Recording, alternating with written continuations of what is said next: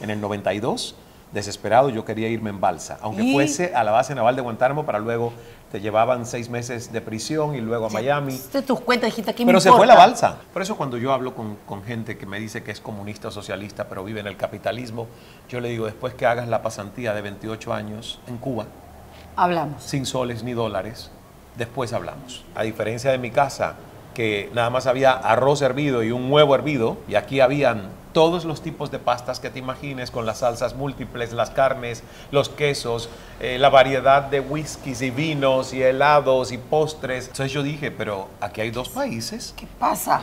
Aquí hay 2 países y yo no estoy en el país que es próspero y es rico, que es donde vive Fidel. Y entonces cuando eras escolar, ahí se burlaban de ti por tener un padre manco, por tener un papá esquizofrénico. Fue hasta ¿por por qué? el ahorcamiento. A mí me acuerdo. Yo me suicidios acuerdo de tu familia. Exacto, yo me acuerdo que en el pueblo los niños decían, tú eres el de la casa de los ahorcados, porque escuchaban a sus padres decir eso.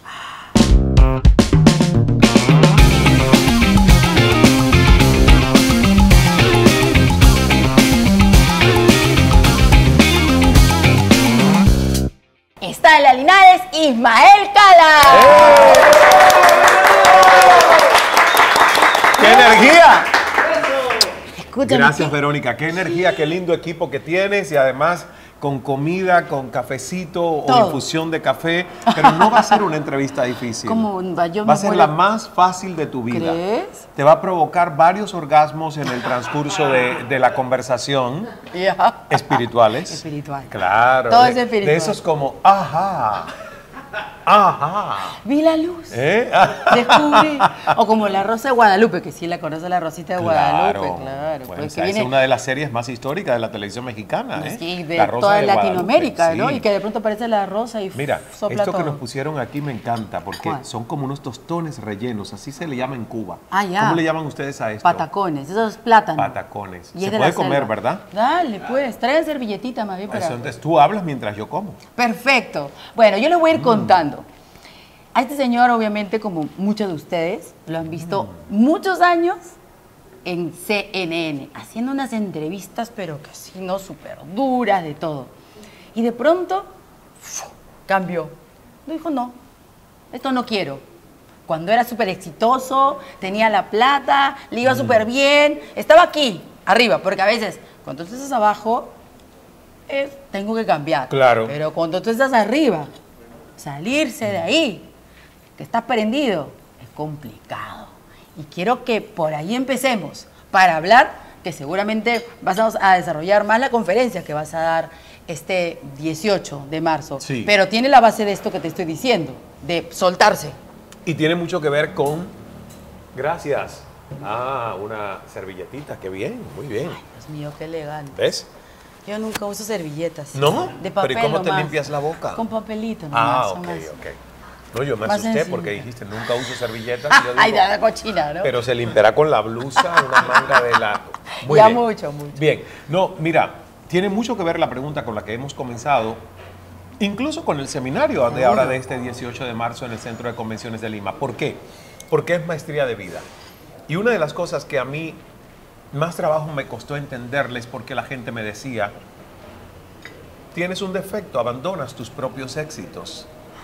Y yo me creí por mucho tiempo que era un defecto abandonar tus éxitos, hasta que me di cuenta que no, que para mí no es un defecto, para mí es un rasgo de mi personalidad, entenderme que el éxito va conmigo, que yo no soy el éxito que construyo. Y es un concepto diferente de cómo te ves ante la vida, ¿ves? Cuando tú necesitas probarte ante los demás por el éxito que eres hoy y no te atreves a probarte como éxito por tu capacidad de montar y desmontar a lo largo de tu vida varios éxitos, porque el éxito eres tú. El éxito está en esa capacidad de reinvención, de volver a empezar, de ser principiante, de poder tú mismo apagar tus luces, no necesitar los aplausos por unos años, no necesitar tus elogios y volver a remontarte. Entonces, yo tuve que entender que en esa maestría de vida que sigo haciendo y que será hasta el último aliento, porque uno nunca se gradúa de esa maestría, Exacto. es lo bonito, no necesitas un título, lo haces por pura expansión, pura evolución, que los seres humanos nos cuesta mucho por el tema de los apegos. soltar algo que ante los demás nos hace exitoso, nos valida, nos da importancia social. Y la verdad que no fue fácil hacerlo. Yo no te estoy diciendo que esta fue una decisión tomada de un día para el otro. Esto me tomó a mí 2 años. Fue paralelo, ¿no es cierto?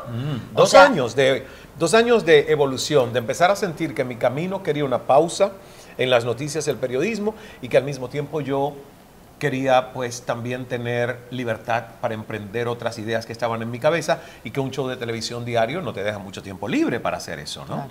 De hecho, una de las entrevistas tan fuertes que tuviste con Jorge Ramos, con el periodista, yo te juro que vi esa entrevista y dije, porque claro, Jorge Ramos que tiene solamente unos cortos minutos para la televisión y entonces ahí, ¡pum! Y te hinca, y es tu amigo. Sí, bueno. ¿O no? Porque no parecía mucho. No, ¿cómo decirte? No somos amigos íntimos de visitarnos o visitar yo su casa o él la mía. Yo creo que hay una admiración profesional y un respeto, pero él en un momento dado no entendió mis decisiones y las cuestionó. Totalmente, claro, de dejar el periodismo. Entonces Jorge Ramos, un súper top periodista también, de talla internacional, latinoamericano, entonces de pronto lo cuestiona. Oye, ¿por qué te vas? ¿Por qué haces esas entrevistas? Por eso yo te pregunto que estás como en paralelo. Y me cuestionó varias cosas, porque de hecho me cuestionó también que yo hablo de Dios. Claro, y él para él era como... Y como él es ateo... Loser, más o menos, ¿no? Te dijo, ¿no? Claro, ¿cómo es eso de Dios? Me llamó predicador. Y tú, ahí te remeció un poquito. Sí, porque la verdad que yo digo, bueno, no, a mí no me molesta la palabra predicador porque al final uno tiene que predicar algo. ¿Qué predicamos? ¿O luz o oscuridad? ¿O predicas la paz o la violencia? ¿O predicas amor o predicas odio? Entonces, al final yo digo, sí, pues a mí me gusta predicar, sobre todo con el ejemplo. Es fácil predicar con la palabra, pero es complicado ser coherente, donde lo que piensas, lo que dices y lo que haces te representa en una unidad. Y eso es lo que yo intento todos los días. Por eso yo veo que, digamos, por un lado está el periodismo. Te estaba yo contando desde la entrevista que en el noticiero donde yo estoy, este año cumplo 20 años. Uf, wow. Pero tengo ya 25 ejerciendo la carrera. Entonces, el periodismo es así. Y lo que tú estás haciendo hoy es la antítesis absolutamente. O sea, es así. Es completamente distinto porque tú me hablas de la luz o la oscuridad. Y a veces el periodismo puede parecer que siempre busca la oscuridad. Claro. Tal vez para ponerle un reflector. Para ponerle un reflector a lo oscuro, a lo corrupto, a lo que necesita. Es verdad. O tal vez para entrar en eso oscuro porque también quieres ver porque lo necesitas para el trabajo. Y es una necesidad en nuestras sociedades. El periodismo realmente ha hecho que por ejemplo, nuestros gobiernos, nuestros políticos, nuestros servidores públicos, aunque es lo menos que ellos se creen, ¿verdad? Se sientan fiscalizados. Entonces, para mí hay una fuerza y un poder en nuestras sociedades, en el periodismo. Lo que pasa es que yo soy de una formación de un periodismo que intentaba, porque ya no se logra, ser objetivo, ser neutral, no estar tan sesgado y no estar tan editorializado, aun cuando tú tienes tus propias opiniones y visión del mundo. Porque si no, ¿cómo te invitas a alguien que sabe que piensas diferente si por lo menos no sabe esa persona que piensas diferente, que tú estás en la capacidad de escucharle aún sabiendo que piensan diferente? ¿Ves? Entonces, yo le decía el otro día a alguien, yo digo, ¿por qué no cambiamos los formatos de programas periodísticos, de entrevistas, y le ponemos jueza Verónica, juez Ismael, y le ponemos un mazo al periodista y le ponemos un cartelito que diga el juez? Totalmente. Porque lo que sucede muchas veces es que el periodismo se ha confundido con el hacer fiscal. Sí. Tengo un amigo muy conocido que se llama Bruno Pinasco, que es acá el que hace todo el tema del cine. Y cada vez que nos encontrábamos en el canal para hacer a veces promociones, ¿no? Artistas con los periodistas y cosas, me decía, ¿y ahora de qué estás indignada? Y yo, ¿cómo que? Claro, porque los periodistas creo que les enseñan indignación 1, 2, 3 en la universidad, ¿no? ¿Ahora de qué? Sí. Y se burlaba. Oye, de eso mí. es una buena. Me voy a quedar con esa. ¿Te gusta? Me ha gustado. ¿No es cierto? Sí, porque es verdad, porque tú ves a veces algunos estilos y shows que siempre tienes que estar indignado, molesto. Y yo digo, y esta persona no se reirá, esta persona no tendrá un buen momento en su vida. Claro. ¿No? Entonces, también a veces es que, por eso a mí me gustaba el programa, el formato de Cala. Claro. Porque yo le decía a CNN, le decía, es que Yo lo que quiero hacer es lo que ha hecho por 25 años Larry King. Yo no quiero inventar nada. O yo le voy a dar mi propio estilo, obvio. Cala no quiere imitar a Larry King. Pero sí quiere ver que es un espacio donde hoy te puedes reír y mañana indignar. Donde hoy puede ser la entrevista tensa, pero mañana puede ser la entrevista más divertida del mundo. Donde hoy puedo conversar con un presidente o un artista famoso, pero mañana con un sobreviviente de una tragedia, de una enfermedad terminal, como lo hiciste. Y eso es lo que a mí me gustaba, porque había una versatilidad en esa ventana donde todo personaje que tenía una historia o algo que contar, que había superado en su vida, estaba bienvenido. Buenísimo. Sí. Eso es más o menos lo que quiere hacer la Linares. Yo creo que eso es lo que tú haces, ¿no? En la Linares. Aquí en el show. Pero no me atrevo a entrevistar políticos. O sea, ¿no? porque o sea, yo he entrevistado a muchos políticos en la televisión. Sí. De hecho, una época en la que hice 2 programas en canal de señal abierta y en canal de cable. Claro. Y el de cable era 100% político. Entonces ahí he entrevistado, hemos peleado, me han insultado en Twitter también, cosas horribles me han dicho sobre mis hijos. Horribles, ¿no? Pero, ¿qué pasa? Que acá yo digo que los entrevisto, pero la idea aquí es de encontrar qué hay detrás de ese personaje. Claro, ¿no es cierto? Lo humano. Sí. Pero en este momento, hablar de lo humano de un político es vendida. Ah, tú quieres mostrar lo humano para que me dé pena ese político y entonces yo esté con él. ¿Me entiendes? Entonces por eso mejor ya. hago un ratito. Es un ratito. Complejo eso, ¿verdad? Horrible. Es complejo. Y tú sabes que, horrible. Que hay un sesgo a la negatividad en el cerebro de los seres humanos. Cuando uno eso lo entiende, tú puedes entender incluso cómo, a mí me pasó como periodista.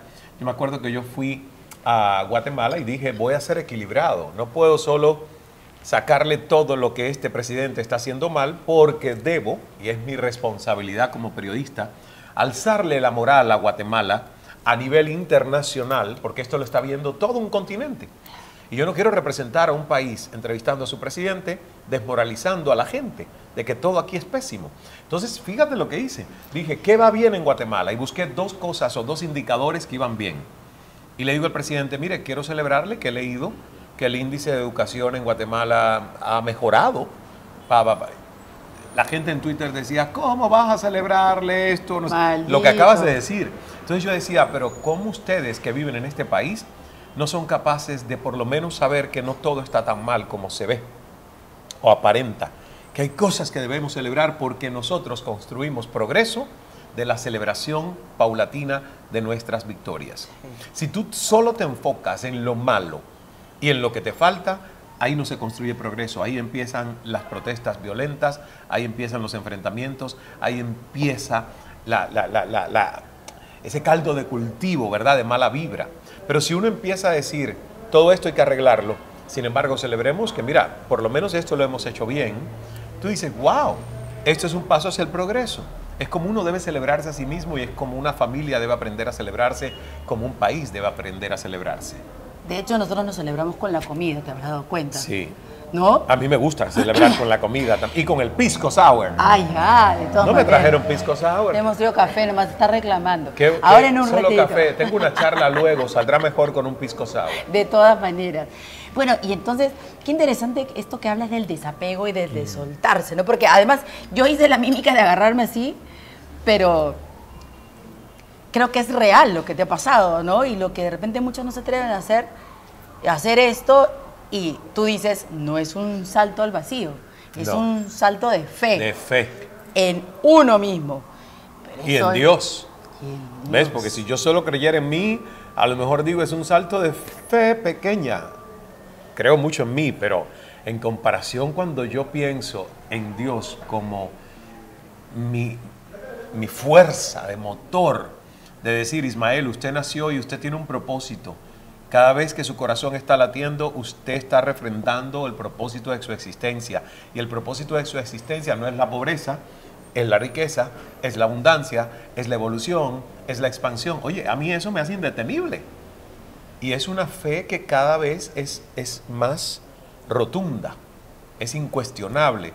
Y fíjate, es una fe en el amor, porque si tú me preguntas, ¿pero quién es Dios? Yo digo, creo en Jesucristo, la historia de Jesús me encanta, leo a Buda, visito templos hinduistas, aunque yo no soy hinduista en India, ¿ves? Porque yo siento que cualquier religión que arrope el amor, ahí está Dios. O sea, tú no eres de una religión. No, yo soy cristiano. Y si tú me preguntas, cristiano, ¿qué te hace cristiano? Digo, Cristóbal Colón. Cristóbal Colón. Cristóbal Colón. Yo soy cristiano por Cristóbal Colón. O por Cristiano Ronaldo. O tú piensas que si no, bueno, no. Ahí yo preferiría la cuenta de banco de Cristiano Ronaldo. Todos. ¿Verdad? Solo la cuenta de banco, porque no sabemos si le va tan bien en la vida, uno no sabe. Pero tiene sus una cuentas, historia de vida buenísima también. ¿ves? De un padre alcohólico. Mira, entonces ha superado mucho para llegar a donde está. No saben lo que es. A mí me gustaría conocerlo, me cae muy bien, por cierto. Y sí, si Cristóbal Colón no hubiese llegado a las Américas, ¿tú piensas que yo sería católico, cristiano? Claro. No sería. No. Porque nos trajo la religión. Y yo siempre eso lo recuerdo a la gente que es tan absolutista, que, por ejemplo, minimiza o sataniza la cultura chamánica, que Perú tiene tanto, la cultura aborigen de nuestros pueblos. Eso es ignorancia histórica. Tú tienes que saber que tú crees en Jesucristo, que eres católico, que eres cristiano por una herencia histórica de alguien que trajo prestada una religión que, por cierto, costó mucha sangre, muchas muertes. En Cuba abolieron todos los indios nativos, no quedó nadie. No. Está la historia de Atuey quemado en la hoguera por defender a los nativos. Cuba no tiene una población aborigen como ha quedado en Perú, en Ecuador, en Panamá, en tantos de nuestros países. Yo amo los pueblos aborígenes. No lo tiene, ¿ves? Porque nuestros indios se rebelaron contra los españoles y no quedaron, y ya. Y luego llegó la población esclava africana, y sí tenemos una cultura que es una mezcla muy interesante de un sincretismo religioso, donde en Cuba los católicos, muchos, tienen a Changó equiparada con Santa Bárbara, y deidades africanas que vinieron con los esclavos equiparadas a las deidades o santos católicos. Mira qué fenómeno tan interesante, que tú no eres ni nadie de nosotros es alguien para satanizar eso. Porque esos esclavos que vinieron de África tenían sus propios dioses y su propia cultura. Totalmente. Que es muy parecido a lo que ocurrió en la zona este de Brasil. También ocurrió eso, es verdad. Brasil tiene también sincretismo religioso. Claro, sí. Y es maravilloso. Entonces, parte de la maestría de vida es decir a la gente, mira, te estás regalando un día para entender que no eres tan libre como piensas, que tu mente no es tan tuya como tú crees ser dueña de tu mente, porque tu mente no es otra cosa que una piñata. Es una cajita que un bebé nace y la tiene casi vacía, y mamá y papá, con la mejor de sus intenciones, empieza a llenar esa piñata de creencias, de aspiraciones bonitas para sus hijos, pero también de sus propios límites, que sin darse cuenta se los pone ahí, miedos, inseguridades, y luego súmale tus profesores en la escuela, y luego súmale la cultura que te ha tocado, y la religión, etcétera, etcétera, etcétera. Entonces, cuando tú te das cuenta que tú vas caminando con una caja llena de cosas que tú no pusiste, lo mínimo que yo le digo a un ser humano consciente es, abre la caja, abre la piñata, ve a ver por qué crees de la forma en que crees en lo que crees. Tómate el tiempo de entender que hay una mente robotizada con un condicionamiento automático de una edad donde tú no tenías discernimiento porque eras niño y todo te lo creías. Creíste en Santa Claus, creíste en la cigüeña, creíste en todo. Creíste en las opiniones de los adultos que estaban a tu alrededor, que no necesariamente eran la verdad absoluta, pero eran sus opiniones, eran tus tutores, tus formadores, y eso es lo que tienes aquí. Entonces, maestría de vida es un día que es un regalo. Yo estoy entusiasmado porque te digo, Verónica, es como que hay mucha gente que me ha dicho, Ismael, después de yo escuchar esto, reventé la piñata. Reventé la piñata. Por lo menos me metí adentro y supe que, wow, qué interesante. Ya yo sé por qué me parezco tanto a mi madre. Hay gente que se ofende cuando tú le dices, oye, cada vez te pareces más a tu padre. Y dice, yo a mi padre, bueno, ¿a quién te vas a parecer? Obvio, uno de los dos tiene que ser. ¿A quién te vas a parecer? ¿A Trump? Si no creciste tú con Trump. Bueno, entonces, ¿y por qué dices que te pareces a tu madre? Porque es que nosotros nos parecemos a... que ella era de las que daba los zamacones, que... No, mi de mamá, vida, digo. No, mi mamá, la verdad, yo te digo, yo me parezco mucho a mi mamá porque mi mamá tiene una inteligencia intuitiva que yo creo que la saqué de ella. Me parezco mucho a mi madre porque es una mujer muy elocuente. Mi madre podría haber sido una gran conductora de televisión. Sí. No tuvo la oportunidad, a los 17 años tuvo que ponerse a trabajar en lo que encontró, ni siquiera pudo ir a la universidad porque su hermano mayor murió teniendo él 19 años y mi madre 17. Tuvo una vida fuerte. Le tocó ir a llevar comida a la prisión. Mi abuelo fue preso político de Fidel Castro, ¿ves? Por oponerse, por ideas, porque no le creyó el cuento a Fidel. Y fue visionario, porque el cuento muchos se lo creímos y Claro. luego nos dimos cuenta que era una pesadilla. Que lo creímos porque, claro, una de las cosas alucinantes de tu vida, porque tienes una vida, pero así, llena de muchas historias, es que creciste, estudiaste y recibiste esta doctrina comunista. Y la de creí. Cuba, y la creíste, pero 100% claro. Cuando yo iba leyendo que no, salió chiquito. No. No, estudió ahí. No, trabajó ahí. ¿Qué cosa? 28 años. Entonces eras ya un señor, o sea, un No, adulto. no, por un momento, porque si a los 28 me No, no, llamas no. señor y tengo 53, ¿De qué estamos hablando? ¿de qué estamos hablando? Ya eras, Era un polluelo. pero un polluelo grande. O sea, con una Ella idea. insiste en ponerme grande. Es que yo imagino, yo a los 28 ya estaba en la televisión, ya tenía 2 años como conductora, entonces Sí. ya era grande. ¿Y cómo pues has sacado esto que de la cabeza? ¿En qué Sí. momento? ¿Cómo fue ese? Pues eso, ¿ves? Ese es el proceso que a mí me toca hacerlo. Y yo digo, ¿cómo yo pude exactamente? Pero mira, la Biblia lo dice. La Biblia dice en varias partes, insiste con una frase que es que tú encuentras el gozo, encuentras la felicidad, encuentras incluso la riqueza a través de la renovación de la mente. E insiste en varios pasajes bíblicos en darnos esa clave. Tú encontrarás evolución, encontrarás riqueza, encontrarás progreso, dicha, a través de la renovación de tu mente. ¿Y a qué se refiere eso? A que nuestra mente, a la que yo llamo piñata, está ahí para que tú tomes las decisiones de poder saber cómo quiero pensar y cómo no quiero pensar, qué me hace bien, qué no me hace bien. Para eso se nos dio un gran regalo, que es el libre albedrío. Claro. Imaginación propia, inteligencias múltiples. Está la lingüística para hablar y conectar con la lengua, pero está también la artística, la espacial, la inteligencia intuitiva, que es la que a través del corazón debería estar tomando las grandes decisiones de nuestra vida. Yo cuando renuncié por esos años al periodismo, no le hice caso a mi cabeza. Mi cabeza decía, no lo hagas. ¿Cómo vas a dejar el sueldo? Mensual. ¿Cómo vas a dejar la seguridad? ¿Cómo vas a dejar el prestigio? El éxito. Y el éxito que te está dando esto. En mi cabeza nunca estuvo a favor de esa decisión. Pero yo escuché al corazón. Y yo le decía, ok, ¿qué siento cuando tengo la sensación de ya haber tomado esta decisión? Sentía paz. Sentía una expansión, una sensación agradable, ¿ves? Porque el corazón no te va a decir palabras. El corazón es un sentir sutil, es como una especie de susurro. Y nosotros hemos olvidado eso, pero los chamanes eso lo tienen muy claro. La cultura aborigen, la cultura india, la cultura china, o sea, la cultura que viene de nuestros pueblos originarios, tiene muy claro el tema de la inteligencia intuitiva y el tema de seguir los designios y llamados que vienen desde tu corazón. Pero hubo algo que me imagino te dijo, oye, todo esto que he aprendido en 28 años, además no es solamente que he aprendido como que vas al colegio y aprendiste algo. Sí. O sea, esa ideología, digamos, hacen que esté muy dentro de las personas para que estén convencidos de que es la verdad y que Sí, así deben funcionar las cosas. Pero ¿Qué pasó? a mí me fue muy fácil contrarrestar que la verdad que me decían era una gran farsa y era una mentira. ¿Ves? Cuando tú tienes esa posibilidad. Y yo tuve la posibilidad de, al ser líder universitario, Claro, era eras muy buen activista. estudiante, Imagínate. era involucrado, líder. Entonces yo fui a un precongreso de la Federación de Estudiantes Universitarios de Cuba al Palacio de la Revolución en La Habana, que Fidel dirigió una sesión plenaria. Y a la 1 de la madrugada estábamos horas escuchando a Fidel hambrientos. Claro. Y no era un ayuno programado, era un ayuno forzado. Claro. Hoy yo hago ayunos programados, intermitentes. Pero en ese momento yo a los 20 años tenía un hambre que decía, ¿cuándo se va a callar para poder comer? Y a la 1 de la mañana dice, ¿tienen hambre? Y todos, sí, comandante. Entonces dijo, les tengo una recepción a ustedes aquí en el Salón de los Helechos como para agasajarles, como se les da a los jefes de Estado que vienen al país y no sé qué.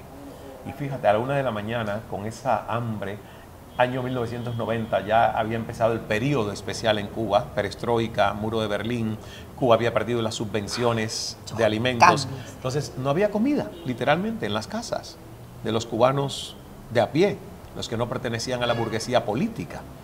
Entonces, yo veo ahí que, a diferencia de mi casa, que nada más había arroz hervido y un huevo hervido para llevarme a la universidad, Y aquí habían todos los tipos de pastas que te imagines, con las salsas múltiples, las carnes, los quesos, la variedad de whiskies y vinos y helados y postres o sea, una bacanal maravillosa. Entonces yo dije, pero aquí hay dos países. ¿Qué pasa? Aquí hay dos países y yo no estoy en el país que es próspero y es rico, que es donde vive Fidel y toda la gente que está en el poder. Yo estoy en el país que es pobre. Y ese día yo decidí que yo no iba a terminar mi vida bajo los designios de una persona que me estaba literalmente mintiendo y que me decía que todos éramos iguales y que cada quien según su necesidad y su capacidad, pero que la realidad no es esa. Yo digo, no, tú no eres igual que mi madre y mi madre no está viviendo como tu hija o como tu hermana. Entonces, ¿dónde está la igualdad? ¿dónde está? ¿Ves? Entonces, a partir de ahí, pues ya, yo lo que dije es, sé que esto no es real, pero tampoco me puedo sublevar del todo porque no quiero ser mártir. Yo nunca he tenido vocación de mártir. Yo, la verdad, esta encarnación creo que me la he ganado a pulso. Claro. Te quedaste calladito, pero ya carburando. No tan pensando... calladito, ¿eh? Hablé. Ay, Hablé con varias gente a mi alrededor que de hecho me dijo eso. Mejor quédate calladito, que acá sabes que hablar es un problema. Pero no, yo le dije a varias personas que a partir de ese momento yo ya estaba convencido que el comunismo era una porquería, como digo yo, una reverenda mierda, y que yo tenía que ver cómo salía de allí. Pero pasaron 8 años, desde ese momento que te estoy hablando hasta los 28. 98. Claro, que es que pude salir. Se me fue una balsa a la base naval de Guantánamo en el 92. Desesperado, yo quería irme en balsa, aunque fuese a la base naval de Guantánamo, para luego te llevaban 6 meses de prisión y luego a Miami. De tus cuentas dijiste que Pero se fue la balsa. O sea, me dijeron, nos vamos el miércoles. Y el lunes se fueron. Y yo llego el martes a la emisora de radio y digo, ¿y fulanito dónde está? Y dice, pero no te has enterado. Ya están en la base naval. Digo, wow. Te quedaste. Nos dejaron a 3 personas. Y nos dejaron porque una de esas personas era una chica que mostró mucho miedo. Y yo se lo había dicho, le digo, si yo fuese el jefe de la expedición, yo no te llevo a ti. Porque lo menos que yo quiero es una persona histérica que vaya a una travesía de alto riesgo a la mar. O sea, te ibas a lanzar a la mar. Te juro. Mi madre luego me hizo prometerle que nunca más intentaría que poner en riesgo mi vida y que yo esperaría que las cosas sucedieran con, digamos, con facilidad, en un avión, comodidad de salir sin arriesgar mi vida. Pero eso costó que esperara 6 años más, hasta el 98. ¿Y cómo te fuiste a estudiar? No, me fui a ser el presentador de una delegación cubana. ¿Pero cómo es? O sea, ¿tú seguiste trabajando? Sí, claro, obvio. Seguí trabajando, seguí aparentando ser parte del proceso y... Porque daban las noticias. Sí, claro. Es que además, si tú no eres confiable, ¿cómo vas a trabajar en un medio donde todos son del Estado? Imagínate. Yo tengo compañeros que por decir cosas en la universidad los botaron de la universidad y los desvincularon. Entonces yo dije, no, yo tengo que acá ser inteligente. Este sistema me ha enseñado a mentir. Ese sistema me enseñó a ser envidioso, comparativo con los demás y me enseñó a mentir, lamentablemente. Entonces yo tuve que purgar todas esas cosas y esos vestigios de ese sistema, ¿ves? Y me tomó años el poder crear integridad, el poder recuperar en Ismael honestidad, principios y valores. Porque allí, aunque de eso es lo que se jacta el sistema comunista y socialista, es de lo que menos realmente pueden decir que se practica. Porque el propio sistema pone a la gente a vigilarse unos a los otros, a resentirse unos a los otros, a extender el círculo de la pobreza y la desigualdad. ¿Es así? Entonces, por eso cuando yo hablo con gente que me dice que es comunista o socialista, pero vive en el capitalismo, yo le digo, después que hagas la pasantía de 28 años en Cuba, hablamos. Sin soles ni dólares, si quieres te mando a la casita que quedó allí de mi abuela, después hablamos. Claro. ¿No? Totalmente. Me parece justo. Totalmente. Wow, qué tal la experiencia además. O sea que es el mismo gobierno cubano que te manda a trabajar. Gracias a Dios. Increíble. Pagaron mi boleto. Mira tú, pagaron todo. Te ibas a lanzar a una balsa. Y yo les cumplí con los 11 días. Obligatorio. Exacto, o sea, yo no embarqué, me fui, dejé eso ahí plantado, ¿no? Yo cumplí con todo y luego pude hacer ya el proceso de asilo político y todo, y 15 años de castigo. de no poder ir a Cuba, donde el gobierno no me dejó entrar hasta que luego supuestamente ya me dijeron usted puede regresar. Pero en la vida hay cosas que tienen su sacrificio y la verdad yo lo volvería a hacer, aunque supiera que serían 15 años más sin ir y que en esos 15 años murió mi abuela, mi tía abuela, mi padre, ¿ves? Y que no pude ir a despedirlos. Pero aún así, créeme, por mi libertad personal lo volvería a hacer. Y yo creo que todos ellos están felices de que lo hayas hecho, claramente. Sí, obvio. Mi abuela no tanto, ¿eh? La verdad que mi abuela ¿Ella sufrió sí era mucho. fidelista? No, para nada. Okay. Pero que sufrió mucho mi ausencia. No estaba feliz con mi ausencia. Mi abuela era de esas que de una manera malsana te quería Mamá cerca. gallina. Te quería cerca. Y de hecho no entendió ni siquiera mi primera salida de mi provincia a la capital. Y ya lo empezó a resentir. Entonces imagínate luego para Toronto, Canadá. Pero yo siempre le digo a las personas que uno no es responsable de las necesidades de otro. Porque yo no hago responsable a mi madre de mis necesidades, yo no hago responsable a nadie a mi alrededor de mis necesidades. Yo me hago responsable de mis necesidades afectivas y de trabajar mis propios apegos. Entonces, en un momento yo tuve que decirle a mi abuela, mira, ¿tú me quieres infeliz a tu lado o preferirías verme evolucionante y feliz un poco más lejos de ti? Y ella entendió, lloró, entendió, se quedó callada y yo seguí mi camino. ¿Alguna vez has contado que fuiste víctima de bullying? Sí. He visto que fue un episodio específico, pero Sí. ¿solamente uno específico o hubo muchos, o eras pero el niño de Vilona el que siempre sí, molestaban en el colegio? Mira, hubo muchos porque realmente al yo crecer más entre mujeres y no tener como un patrón masculino presente, porque mi papá sufrió de esquizofrenia, aunque vivía cerca geográficamente. Ah, no vivía con ustedes. No, yo soy hijo de un divorcio. Ah, ok. Hijo de un divorcio bastante mal manejado entre dos personas que en su momento, y mi madre lo sabe, ya hoy ese episodio pasó, pero era una mujer muy joven que no supo hacerlo mejor en ese momento y mi padre tampoco. Y los dos mandaban mensajes de odios. Claro. Pues De odio a través de nosotros. Es típico, pero irresponsable. Totalmente. Y es bueno que lo hablemos. Y por eso yo siempre saco el tema de esto tan viral de Shakira y su canción de despecho. Por y todo favor, eso, tú también estás donde de hay dos acuerdo. hijos. Dios mío. Donde hay dos hijos. Y yo siempre lo saco porque digo, dejemos de celebrar tanto que las mujeres facturen y entendamos que la vida nos puede pasar factura cuando tú estás ventilando cosas que en la psiquis de un niño hoy quizás no sean un problema, pero mañana lo pueden ser. Porque yo crecí teniendo un trauma, viendo a mis dos padres odiarse. Y en tu cuadra nomás. ¿Ves? Y eso que yo no Entonces, era el el hijo de un personaje como Shakira o de Piqué. Dos personas anónimas en un pequeño pueblo. Y ya fue suficiente infierno saber que no se llevaban bien y que se odiaban. Y que era visible lo que nos decían a nosotros sobre ellos.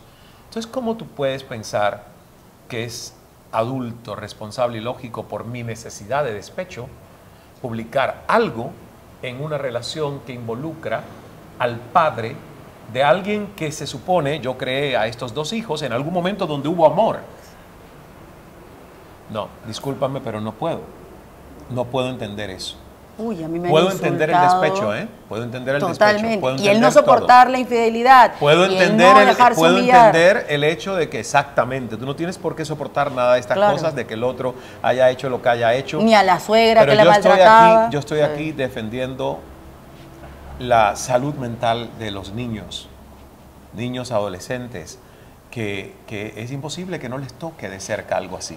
Menos que adolescente, es la misma edad de mi hijo, 9 años. Y el otro es más chiquito, de 7. 7, ¿no? O sea, imagínate, eso es imposible. No, pues acá en el Twitter me insultaron, me dijeron cucufata. ¿Qué quiere decir eso? Cucufata, pues ay, no, que la mujer calladita y siempre debe de guardar las formas. No, pero no se trata de eso. Y yo decía, pero ¿qué cucufata? Es que ¿por qué la gente se va a los extremos siempre? Así estamos. Por eso estamos como estamos, por eso hay tanta grieta, tanta división. Yo digo, no se trata de que la mujer se quede calladita. La mujer puede hablar. Y si aquí no hubieran hijos, esto no sería una conversación. Yo celebraría, aplaudiría lo que hizo. Hasta divertido. Maravilloso. Claro. Porque ¿a quién le estás haciendo daño? A nadie. Tu despecho no deja huella, secuela. Aquí estamos hablando de lo que reciben dos criaturas que están en una época donde no hay discernimiento, donde todo lo que se escucha se graba, porque eso es lo que sucede en los cerebros de los niños. No hay discernimiento. Por muy avanzadas que sean las generaciones, estas más jóvenes, todavía su cerebro anatómicamente, su cerebro pensante no está desarrollado. El cerebro de un ser humano se desarrolla alrededor de los 21 años. En los varones, por cierto, puede tomar hasta los 25, anatómicamente. Entonces, mientras tu cerebro no está desarrollado, tú no tienes un pensamiento crítico, analítico, reflexivo, maduro. Es imposible. Entonces, tú tienes que cuidar mucho qué permea y qué recibe un niño como autosugestión de un adulto. Entonces, hay que estudiar un poquito de neurociencias para entender esto. Y no es que se queden calladas. Las mujeres, hoy más que nunca, si hay alguien que defiende el liderazgo femenino, es Ismael Cala. Porque a mí me encanta que la mujer lidere, siempre y cuando no crea que necesita masculinizarse para liderar. No hace falta que se ponga pantalones, no hace falta que grite en una reunión para sentir que tiene el tono más fuerte que un hombre. Es que no hace falta ni que compita, porque la gran ventaja de la mujer es la compasión, la solidaridad, el amor, ese instinto maternal de dialogar, de sostener, de arropar. Eso es lo que el mundo necesita del liderazgo femenino. Firmeza serena, no firmeza de fuerza bruta. Para eso ya tenemos la de tantos hombres y tantas mujeres que se han dejado llevar por ese camino. Y yo lo que digo es sin dañar. Claro. Porque ahí, para mí también claramente están dañando a sus propios niños, que tal vez ella no se da cuenta, ¿no? Pero bueno, esa es su historia. Ya veremos qué es lo que sucede después de unos años, porque públicos van a seguir siendo. Es su historia y el mensaje es, ni siquiera ya para Shakira, a mí el mensaje me interesa para todas las madres y padres. Todas las madres y padres. El día que te divorcies, la gente dice, ahí es donde conoces con quién te estabas acostando por tantos años, con quién convivías. Sí. El día que te divorcies tienes una responsabilidad, si has creado familia e hijos, de que tu despecho sea contenido en la sala de un terapeuta al que puedas decirle todo. Pero si hay niños, tu actitud adulta es sentarte y decirle la verdad. Mira, tu padre me ha engañado, no sé qué, nos hemos separado por esto, porque tampoco hay que mentirles. Pero a partir de ahí, mantener un lenguaje totalmente neutro para que sean ellos los que saquen sus conclusiones y no sea una manipulación emocional ni de la madre ni del padre. Ellos sacarán sus conclusiones luego, ¿no?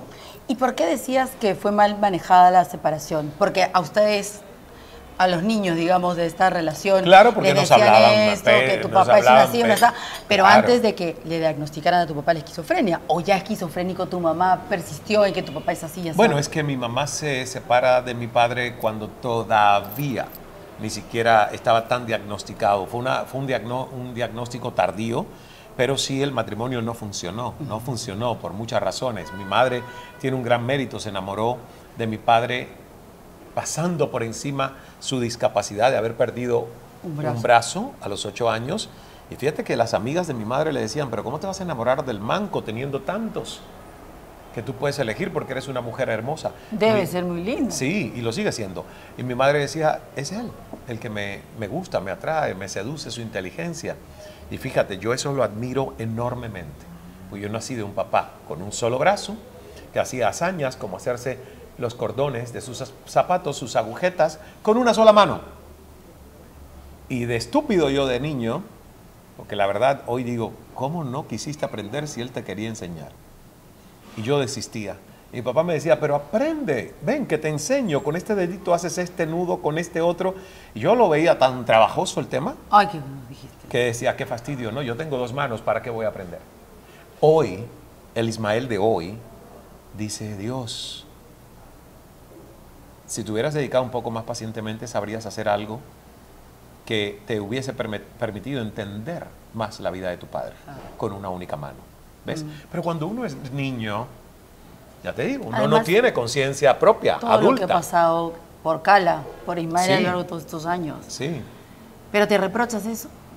A veces sí, porque a veces digo, si hubiera tenido más paciencia, hubiera sido un momento de complicidad mucho más profunda con mi padre, que tenía pocos momentos de conexión emocional. ¿A pesar de medicamentos o no, nunca fue medicado? Claro, siempre vivió medicado. Y a pesar, porque yo pensaba que la esquizofrenia, de hecho hasta hace poco me ha estado Sí, medicado y también con tratamientos, hospitalizaciones, electroshocks, más de una vez en la vida. O sea, sí, era un tema... Y no paraba con eso. Te decía porque hasta hace poco me ha estado persiguiendo un paciente esquizofrénico que me veía en la televisión y creía que yo le hablaba a él.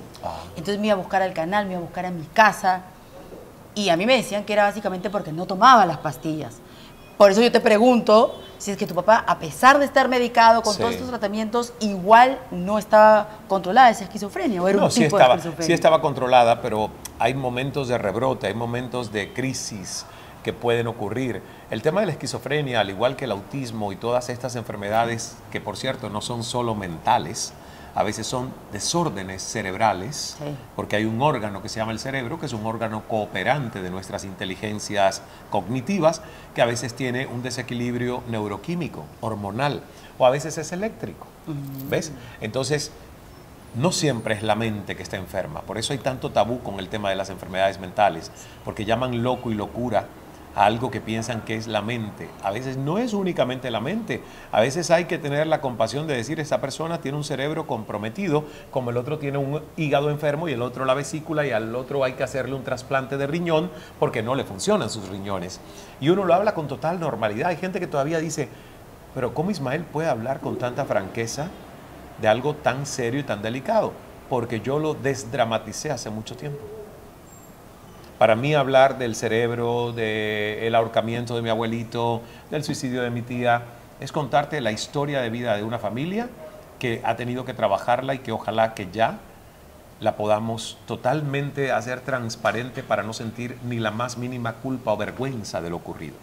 Es parte de lo que es parte de lo que nos toca como seres humanos atender y resolver de nuestra propia historia ancestral, digamos, ¿no? Entonces, todo esto es un espectro. Lo que te quiero decir, Verónica, es que uno no puede meter en una misma cajita a todo el mundo por un mismo diagnóstico, porque el rango del espectro de autistas en este mundo va desde este nivel aquí, autistas que son genios, y hay otros que no son funcionales socialmente, ¿ves? Y su nivel de aislamiento social no les permite ser productivos, operar en equipo.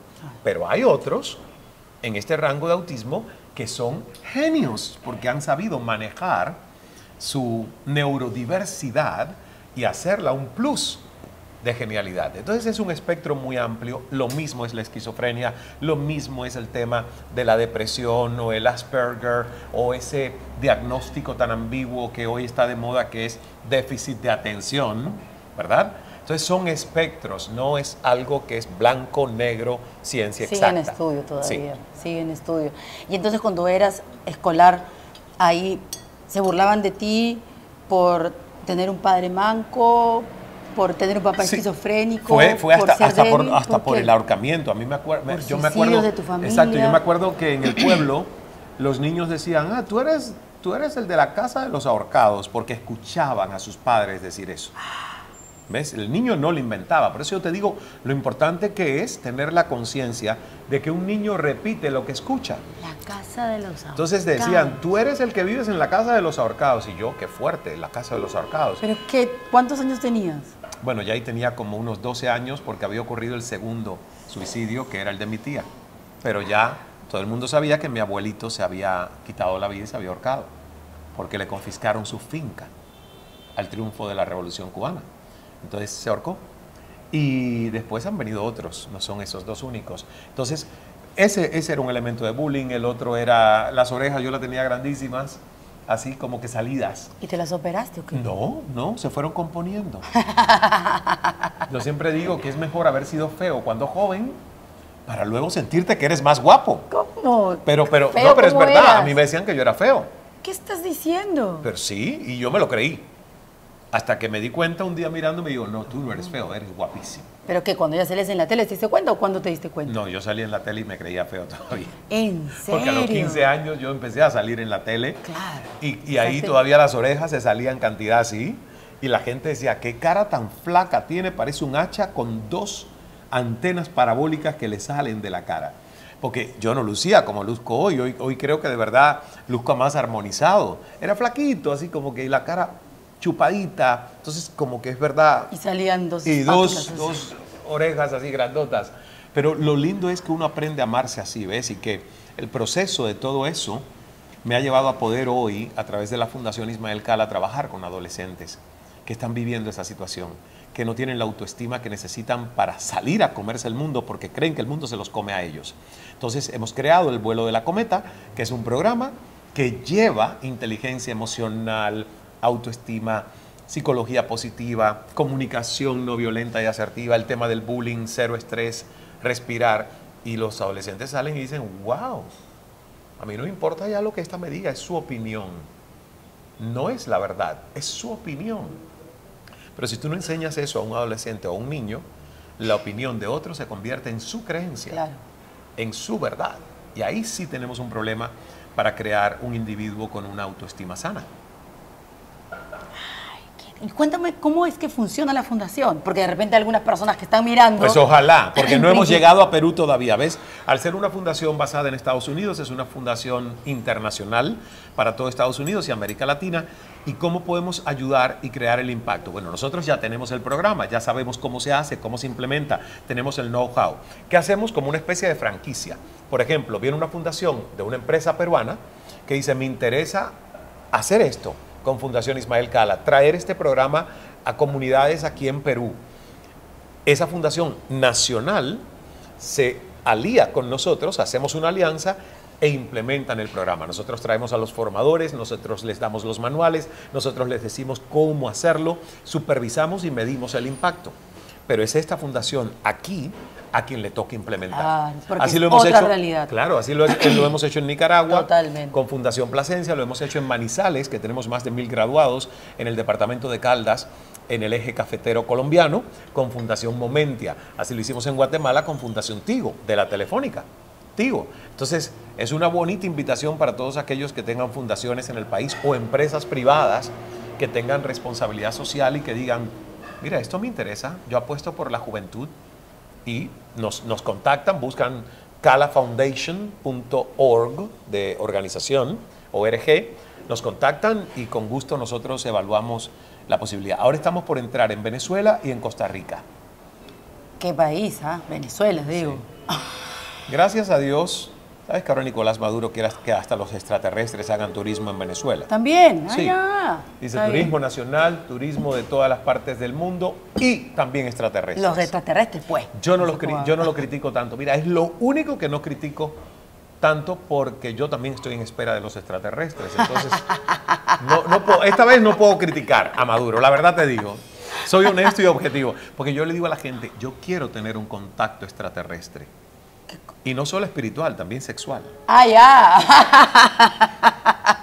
¿Por qué no? ¿Qué me estás bromeando? ¿Qué? No te estoy bromeando. Yo no bromeo con estas cosas. No. No. ¿Qué cosa? Con que quiero tener una experiencia sexual con un extraterrestre. ¿Con qué extraterrestre? ¿De No dónde? lo ¿Que sé. venga de dónde? Es eso lo que no sé. O sea, en no el sé cómo sistema lo hacen. sistema a lo solar mejor no. el sexo para ellos es cierrar los ojos y ya. Tú quedas Aburrido, como que, pero de repente bien. wow. Es que no lo sé, no tengo idea. ¿Pero de dónde van a venir los extraterrestres? ¿De otro sistema planetario? ¿Tú Sistema... crees que nosotros somos los únicos seres inteligentes ¿En sobre el esta sistema galaxia? solar? No. Yo estoy convencido que no. ¿Ves? Estoy convencido que no somos los únicos seres inteligentes. Y estoy convencido que hay otros seres incluso más evolucionados que nosotros, que por eso tienen la posibilidad de no hacerse tan visibles a nosotros. Que nosotros somos los más bullangueros. Exacto. Y de repente por eso nos va a hacer No, tan y mal. estamos en un nivel de conciencia inferior al de esos. Esa es mi teoría. No tengo cómo probarla, por eso he entrevistado tantas veces a expertos en objetos no identificados, a gente que estudia el tema de lo paranormal, porque yo sí siento que hay información que todavía no tenemos y que debe haber vida consciente. Cuando digo vida, es vida consciente. Claro, no plantita, Exacto. no... En otro lugar. No de células. Infinito. Seres. Ahora se acaba de descubrir algo por el telescopio Webb Sí. que desmonta la teoría de cómo se creó este universo, porque han aparecido objetos, especies de planetas, estrellas, meteoros, en lugares donde se suponía que hubiese solo vacío y energía. Entonces, para los científicos, están diciendo, esto ahora nos hace volver a estudiar la teoría que hemos creído y validado sobre el origen del universo. Y eso es lo que a mí me encanta, porque nos estamos metiendo con algo que es lo divino. Porque yo no creo que yo vengo del mono, aunque me parezca de un mono. ¿Ves? Por las orejas, dices. Exacto. Yo no creo que venga del mono, aunque me parezca del mono. I'm sorry, Darwin. Pero la teoría evolutiva todavía tiene ese eslabón perdido que solo lo puede responder una inteligencia superior o divina que es Dios. Entonces, pero si tú crees que vienes del mono, yo te respeto. Por supuesto, tienes que respetar todo. ¿Tú te sabes ese cuento? ¿Qué cosa? Mamá y papá. ¿Ya? Mira un niño, lo que estamos hablando, mamá Sí. y papá. El niño está confundido porque mamá le dice, mi amor, cuando el niño pregunta, ¿y de dónde venimos los humanos? Mamá le dice, nosotros somos seres divinos, venimos de Dios. Dios nos creó, Dios creó este universo, Dios creó la naturaleza. Y el papá, que es un tipo de ciencia, le dice, tu mamá,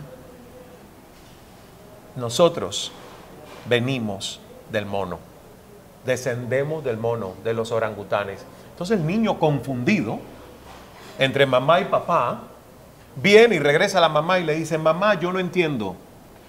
Mi padre me ha dicho que nosotros no venimos de Dios, que venimos del mono. Y tú sabes lo que la madre le dice, tu padre tiene razón, su familia viene de los monos. Totalmente de acuerdo. ¿Entiendes? Entonces ya el niño por lo menos entendió. Perfecto. Que la familia de la madre viene de Dios y la del padre, y la del padre viene de los monos. Está bueno, me voy a copiar. Cópialo. Mañana tengo bautizo justo de la familia de mi esposo. ¿Y ahí ellos, lo voy a contar. ¿ellos vienen de los monos? Claro, lo voy a contar.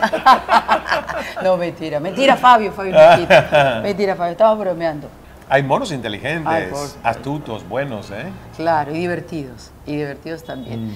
Pero entonces, o sea, qué terrible, esto me ha dejado impactada esto que me has dicho de la casa de los ahorcados. Y no te decían en el colegio, ¿y tú cuándo te ahorcas? Ay, no, gracias a Dios, nadie me preguntó eso. ¿Y tú por qué no Imagínate te preguntarle suicidas? a un No, niño eso. Escúchame, la casa de los ahorcados ya es bastante fuerte. Por eso te digo, pero si me hubieran hecho esa otra pregunta, ya era aún más terrible. No, gracias a Dios, esa nunca me la hicieron.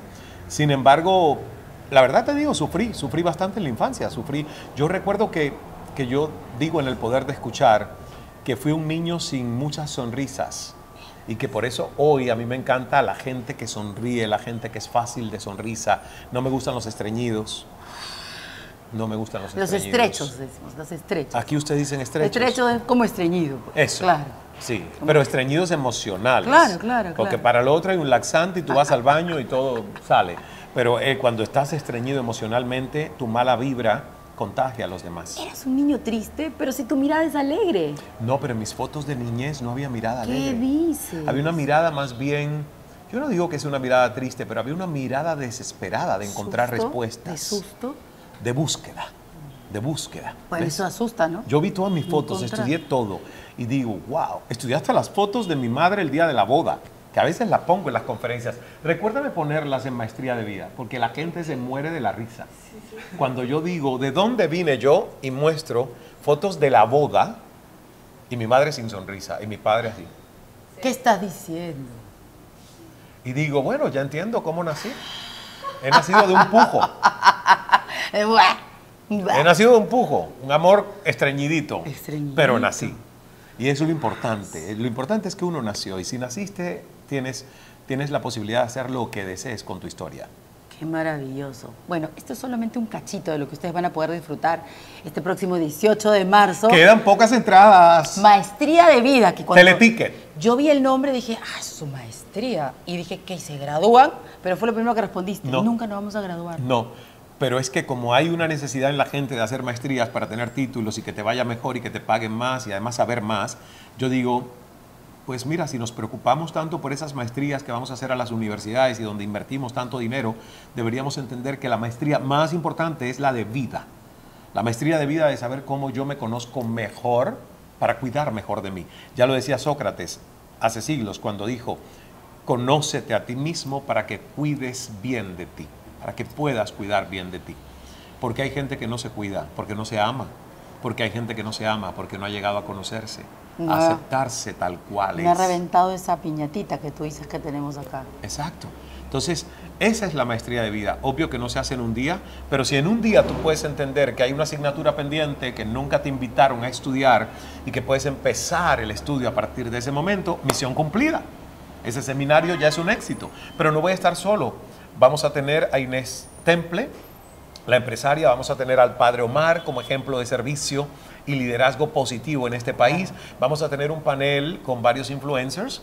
Así que va a haber como que también un sabor peruano en maestría de vida. Yo quiero que haya peruanos que también le digan a la gente dónde están las claves que me han hecho sentir que soy un éxito, qué es éxito para mí, qué es felicidad, dónde encuentro misión y propósito de vida.